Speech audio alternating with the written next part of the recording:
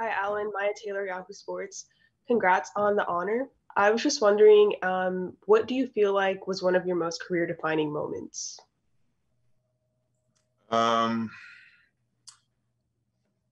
Man, I don't know. Um, I think definitely the most remembered one is my block in the Super Bowl that freed Willie Parker to go down the sideline. I think that on the biggest stage is what everybody remembers. Me personally is probably lots of little things that are insignificant to most people and not exciting, but just learning the game, picking things up as a young guy from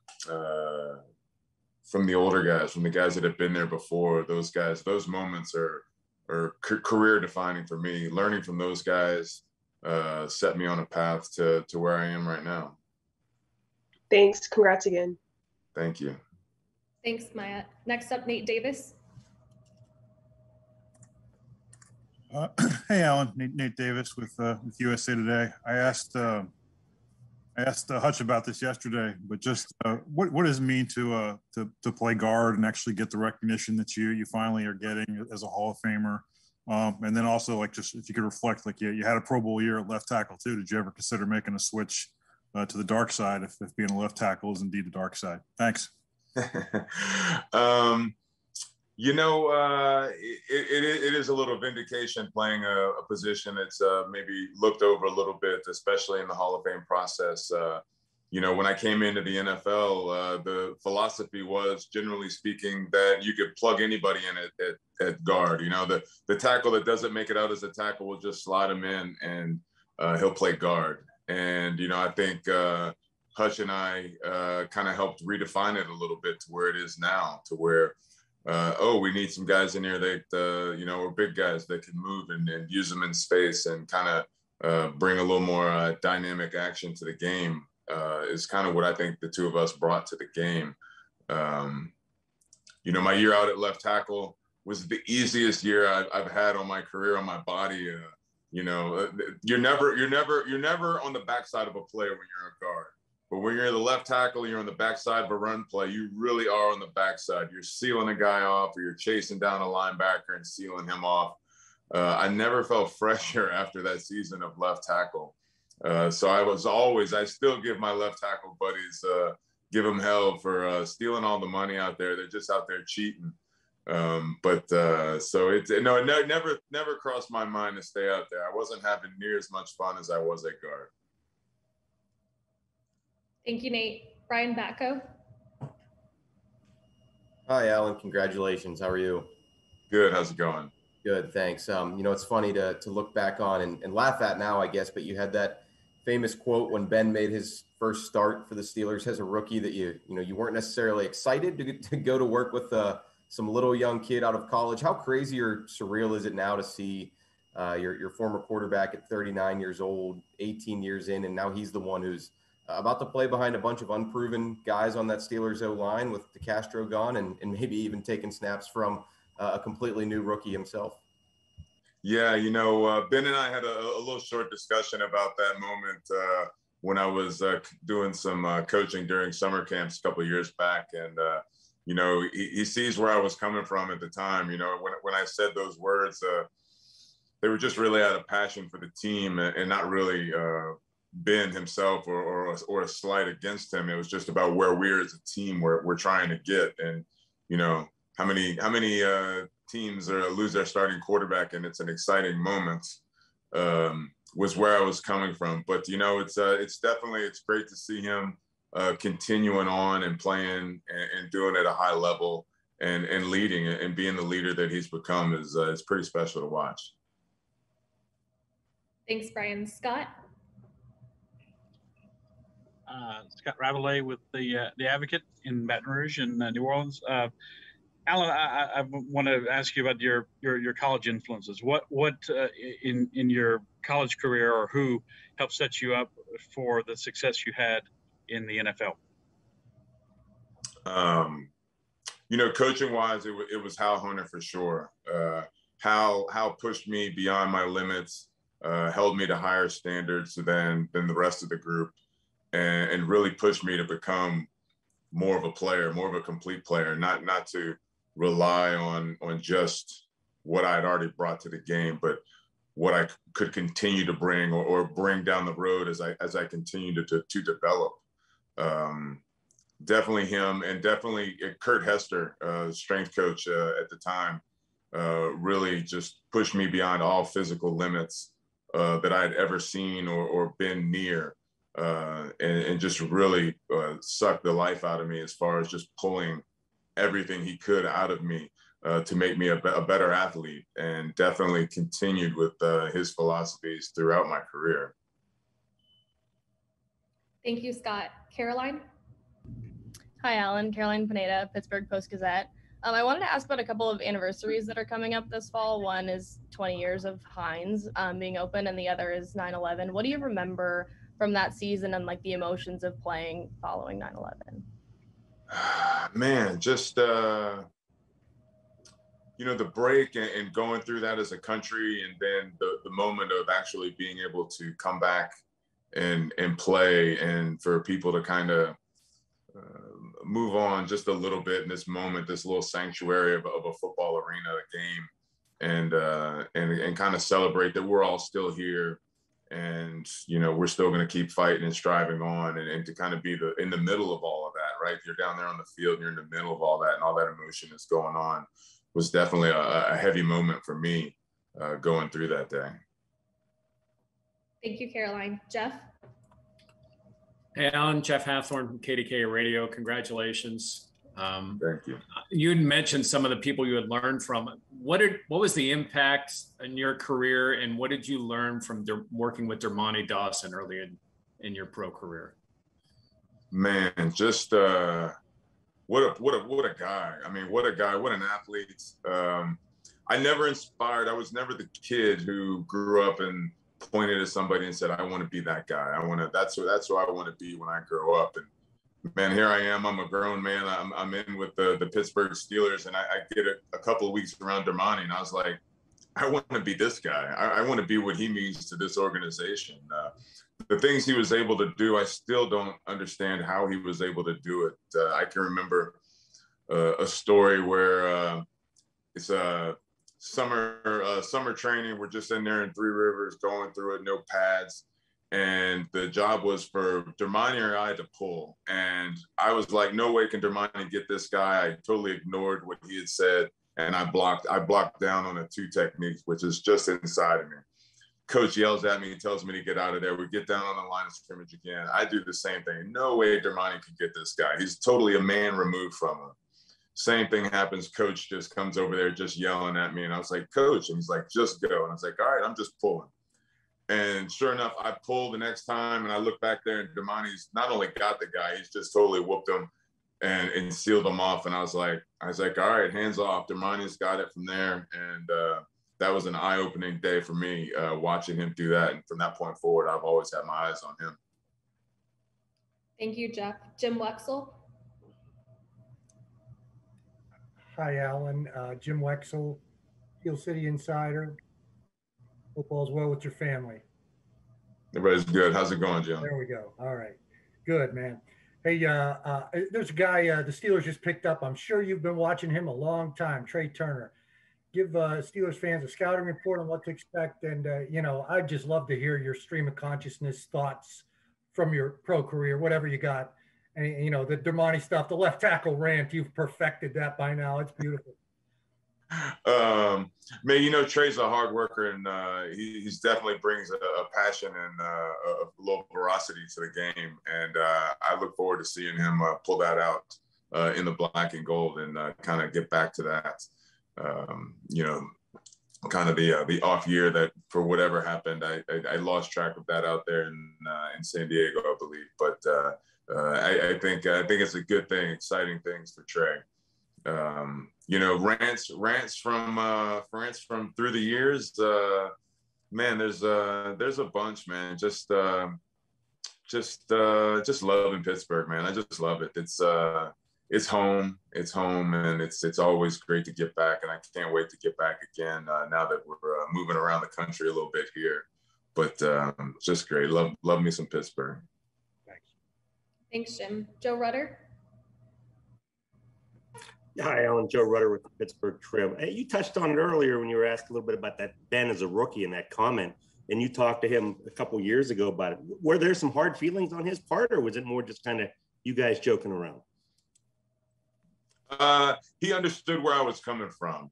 We didn't really dive too deep into it, but I forgot the situation we were talking about. But it was basically how he was the older guy in the group now, and he's the guy that's trying to pull some young guys along and get them up to his level. And he understood. He just said, "I realize where you were coming from now that I'm where you were." Thanks, Joe. Mark Holmes.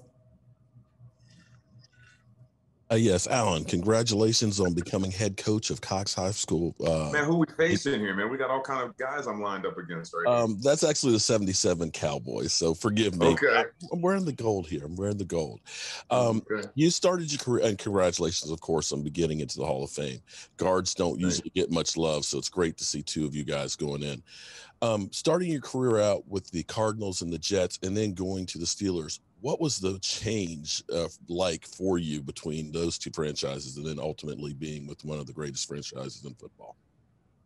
Well, starting out with Pittsburgh, just a great family organization and, just perennial powerhouse coming in to go from there. And it's really just not even the aspects, but when you spend 10 years of your life in one place and an organization, that it just becomes part of your family and part of your DNA and your blood. And to leave that was hard. It really was. And then you have to kind of reestablish yourself. It's not the same. The people in your new locker room haven't been walking around the locker room hearing the stories about you or witnessing it in person. So you've got to kind of like reach out and create that bond, those bonds with those guys. It's not as easy as just transplanting everything from one team to a new team. So, doing that from Pittsburgh to New York and then from New York to Arizona, you have to step out of your shell a little bit and be more of an outgoing person and kind of bring some of your skills to the table that maybe you took for granted at your previous team. I sat down with Coach Mangini when I first got to New York, and he, I can't remember who he spoke to, but he was telling me a story about how he had a similar kind of conversation with a guy, and it really helped me out a lot. It helped me to really understand the situation that I walked into. Thank you very much, and congratulations, and hope to see you in a couple of weeks. Thank you. Thanks, Mark. Ray Lee.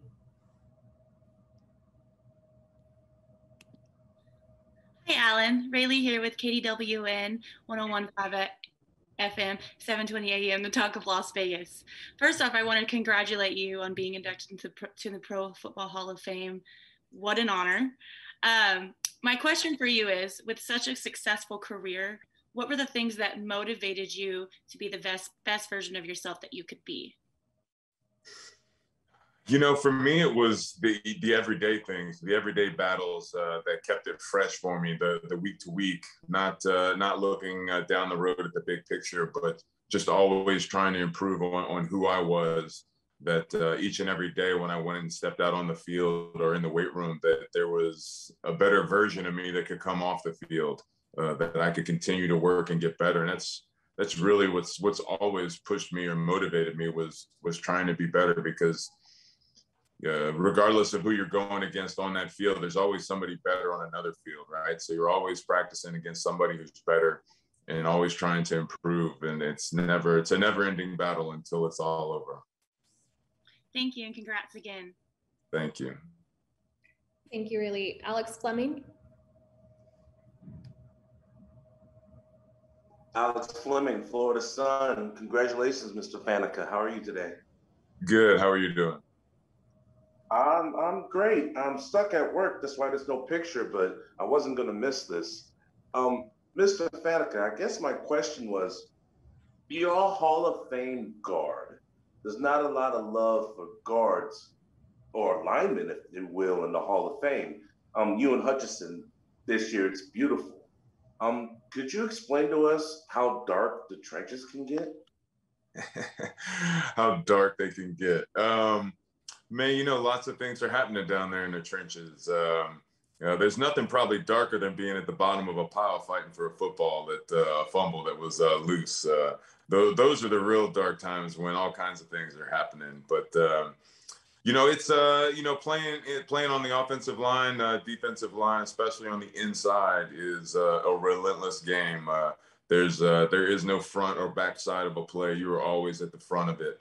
You're always working, and you know, there's an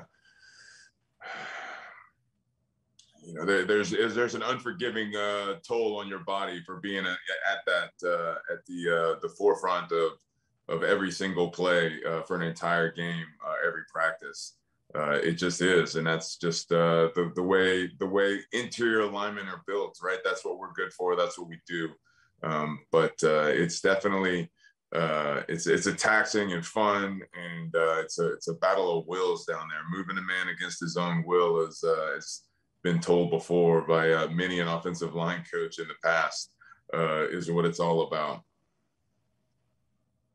Thank you, sir. Thanks, Alex. Nick? Hey, Alan, congratulations on your Pro Football Hall of Fame induction from Pittsburgh Sports. Now, I really wanted to ask you about Hines Ward, because you picked him to be your presenter for the Hall of Fame. What did Hines Ward mean to you, really, and why you picked him? And also, do you think Hines Ward, who was a semifinalist this year, what do you think about his candidacy for the Hall of Fame? Do you think he should be in Canton? He will get in Canton. It's just a matter of of time that I feel. So he is a Hall of Famer. It's just a matter of when he gets in. The reason I picked Hines was, he and I had so many conversations and so many discussions over the times, and just really bonded over those moments that we grew up together. You know, we came in together out of college together and grew up in the Steelers organization together, bringing the team along to where we were. And it's just, we just had a really good bond, and that's kind of where it ended up, man. I just wanted somebody that represented me and kind of the same mentality. You know, Hines and I have a lot of the same characteristics and mentalities that got us where we are very similar. And that's how we became who we are as players. And that meant a lot to me in picking him. Thank you, Nick. Chris Daly? Hey, Alan, congratulations on becoming a Hall of Famer. And when you were my age, 15 years old, you experienced your first seizure on Christmas Eve. Can you describe the moment you had your first seizure, and then the eventual diagnosis of epilepsy, and that whole time period in your life when you were unsure whether you could play professional football? Yeah, so I had a seizure. Did not know it was a seizure. Christmas Eve, my freshman year in high school, and I was out at my great grandmother's house for a big family Christmas, and it really was like a nightmare. I kind of wandered around the house crying and just really upset, and had a couple of them, and it really was kind of like a nightmare. You know, wake up. Adults and parents are kind of concerned for what in the world was going on in the middle of the night. And I'm just, man, it's Christmas morning. Let's go. You know, it's time to go. So everything was fine. And then I had another one and another. And by that time, my mom had already had the doctor's visits already set up. So, but it did. It took a couple months to go through all the tests and figure out everything and to finally get the diagnosis. And it was kind of wasn't a dark time, but it was definitely a weird time of not knowing. This is all pre-internet, so there's no way to find out information near as easy as we have it today. So when I finally got my diagnosis and got to go visit with the doctor, and we had lists of questions, of just general questions of daily activities and daily things until we got to the football part and the sports aspect. But in particular football, because, we're putting on helmets and we're running around and tackling and hitting each other with our heads. So that was on the top of my list. And he came out and said it so fast that I could keep playing. I had to ask him again. I was like, Doc, you know what football is, right? And he shook his head. I know what it is. And you keep playing and chasing your dream. And I took that and ran. Thank you, Chris. We have time for 2 more questions. John Shear. Hello, Mr. Faneca. How are you doing today? I'm doing good. First of all, congratulations. My question for you is, what means more to you, the Super Bowl win or the Hall of Fame induction? What means more to you? Oh man, it's I think it's the Hall of Fame induction, man. It's the elite few that get this opportunity to be in the halls of Canton. Or it's too big. The gravity of it still hasn't hit me, and it has hit me to a point, but it hasn't completely hit me. But in the moment, you're chasing a Super Bowl for years, and it's such a team award, and there's no expectations for it. You're still lining up to play the game. You got 60 minutes to go before you know whether you're winning it or not. So it's such a finite thing that it happens so fast that the celebration and the excitement for that one and your teammates and everything is so extraordinary.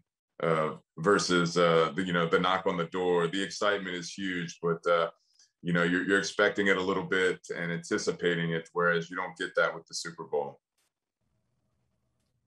Thank you, John. The last question is going to go to Rick Watson. Hey, Alan, how are you? First of all, congratulations, man, on the election. Final question here. You mentioned how tough it is in the trenches and being able to play that position. You only missed 1 game in your career, which I think is an amazing record. Can you just talk about how you're able to keep your body upright for so long and to play that many games at that position? A lot of luck, man, a lot of luck. On top of the luck, there is a conscious effort to finishing plays and getting your legs away from a pile. And there is a consciousness, an effort of doing those types of things. And you don't just stop and have your guy blocked and stop. And that's all of a sudden when the pile just catches up with you and, you get an ACL. So there's a little bit of a conscious effort that goes into it. And the other side of it is all the off the field activities, the chiropractors, the stretch coaches, doubling up and tripling up on seeing those guys on in a week. So taking care of your body off the field is probably the biggest thing. And I used to always try and teach that to the young guys coming in that, you're not always going to feel as fresh as you are right now when you're, 21, 22. You're going to have to keep, that side of your football game has to increase as the older you get.